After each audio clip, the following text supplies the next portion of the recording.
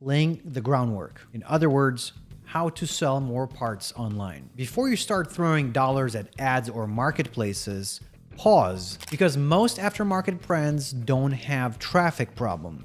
They've got a strategy problem. This is part 1 of a 5-part series where I'm walking you through how to sell more parts online from the ground up. We are covering everything: laying the right foundation, driving paid and organic traffic, owning your presence on Amazon and eBay, and building lifetime value through retention. So, if you are a marketing leader at a D2C parts brand and you want more than just clicks, you want profit, you want margin, you want repeat buyers, this series is built for you. And let's start where every real strategy starts, with your foundation. The first question isn't how to sell, it's where to sell. You've got 2 roads: selling direct, which is your website. You control the brand, the customer list, and the profit margin. Traffic comes from paid or organic or both. The biggest upside for you is you can use email plus SMS to drive lifetime value. The other option is selling on marketplaces such as Amazon or eBay. You get instant buyer trust plus high intent traffic, but you're on someone else's platform, fighting for visibility with your margins on the line. Realistically, you should do both, but each thing requires a different mindset and structure. And it's not hypothetical. Buyers are already shopping. eBay Motors moves over $10 billion in parts every year. Amazon, over $12 billion in the US auto parts annually. And get this, 3 parts or accessories are bought every second on eBay. So if you're not showing up there, you are invisible where it matters most. Now that you know your options, let's talk about what actually drives results, regardless of the channel. Because whether you're selling on your own site or marketplaces, 2 principles still run the show. No matter where you sell, 2 things drive revenue: distribution and conversion. Let's start with distribution. Distribution equals traffic. If people aren't seeing your product pages, nothing else matters. This applies to your site, Amazon listings, eBay search results. Eyeballs come first. More visibility leads to more clicks, leads to more chances for you to convert. And it's not just theory. 70% of US buyers check Amazon first, even for big ticket or install heavy parts. The platforms are pulling the demand. You'd either show up right or you don't show up at all. Now let's explore number 2. Conversion rate equals efficiency. How many visitors turn into buyers? And this is where most brands bleed out. Higher conversion equals lower CAC, better ROI, and scalable growth. So what impacts conversion? Start with price. Customers are comparing across tabs. Yep, 10 tabs for the same product or similar product. Your total cost, which is product plus shipping plus tax, needs to compete. Value prop: why buy from you? Think warranty, install help, return policy, support, education, shipping. Amazon changed expectations. Fast and free is table stakes. Social proof: reviews matter, so does the context. Works on my F-150, it's harder than a generic 5-star. Brand. Branding isn't just a pretty logo. It's your voice, your values, your install videos, your follow-up emails, and how you show up at SEMA. So how do you increase conversion rate once you've earned the click? It starts with fixing the basics, especially on your own site. Let's talk about what makes a parts website actually convert. When I moved to the US at the age of 16, I had no clue how to order at Subway. Back home, sandwiches came with one spread: butter. That's it. So my first time there, I didn't say anything, just nodded and paid. I ended up eating a completely dry sandwich, no mayo, no mustard, just disappointment. But I figured it out fast because foundation matters. So if you skip the basics, everything else falls apart. And e-commerce is no different. So if your store pages suck, your ads won't save you. Let's start with site-wide fitment selector. This isn't optional. Without it, you're losing buyers due to uncertainty. Fitment anxiety is real.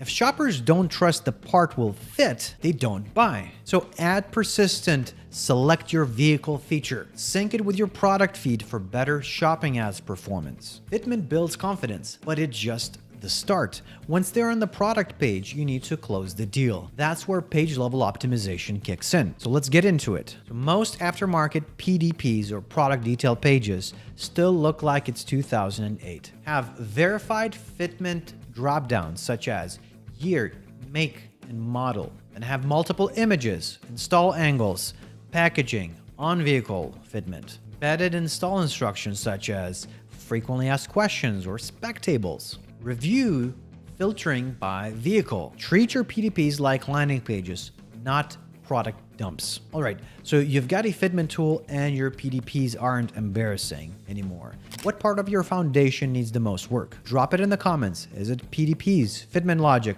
brand story, whatever it is? This is just part 1. We've got 4 more parts coming, and that is paid traffic, organic strategy, marketplace execution, and retention and lifecycle marketing. So if this landed for you, hit like, subscribe, and let's scale this thing together. So let's talk merchandising, because not every SKU deserves the same level of love or budget. Not every SKU deserves ad spend.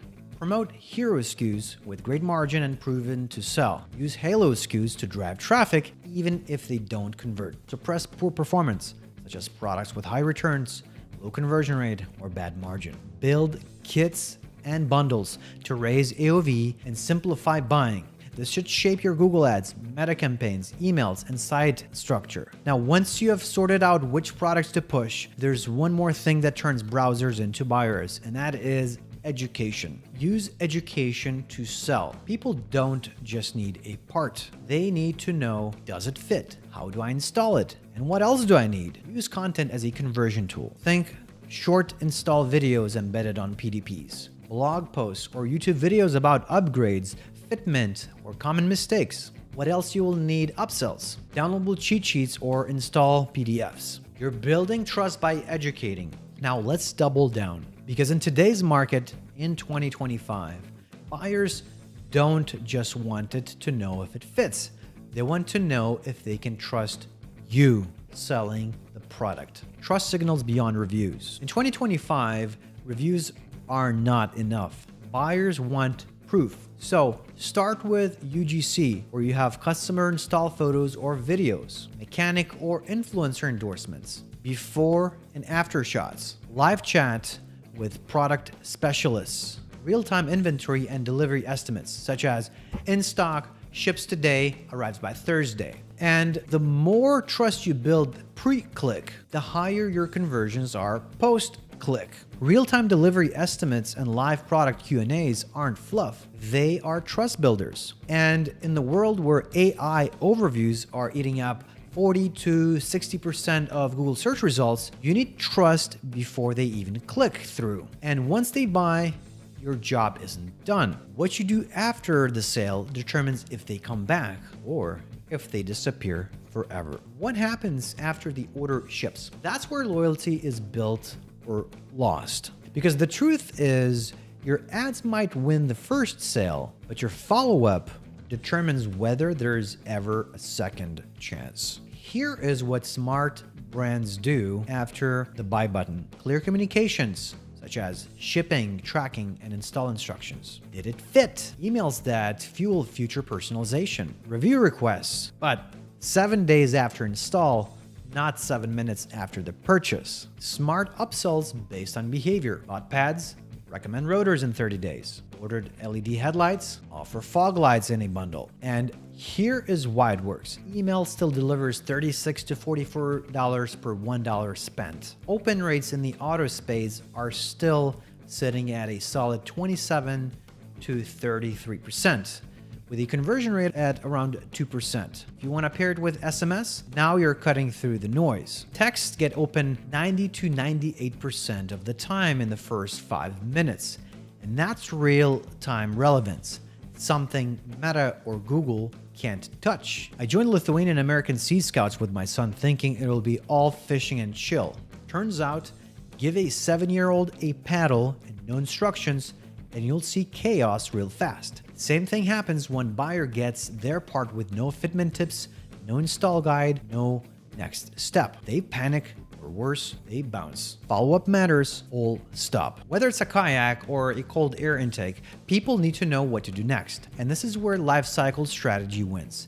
It's not about being spammy, it's about being useful at exactly the right time. Want to grow LTV? This is how. Remind them of what else they will need. Show them that you've got their back after the sale. Keep them engaged with value, not just offers. And now here's the kicker. Even if your entire post-purchase flow is airtight, if your brand doesn't stand for something, you will still lose to Amazon. Let's fix that next. Let's be honest, if you don't manufacture parts, why should someone buy from you? If you want more than a transactional growth, you'll need to own a point of view. Your brand needs to answer, why you, not Amazon? What makes your shopping experience better? What's your voice in the industry? Because the brands that win in the long run don't sell parts, they sell confidence. Ready to find out where your growth bottlenecks are? Take our Google Ads self-assessment. Link is in the description. I'll show you where you're leaking margin and what to fix next. Or simply book a discovery call with our team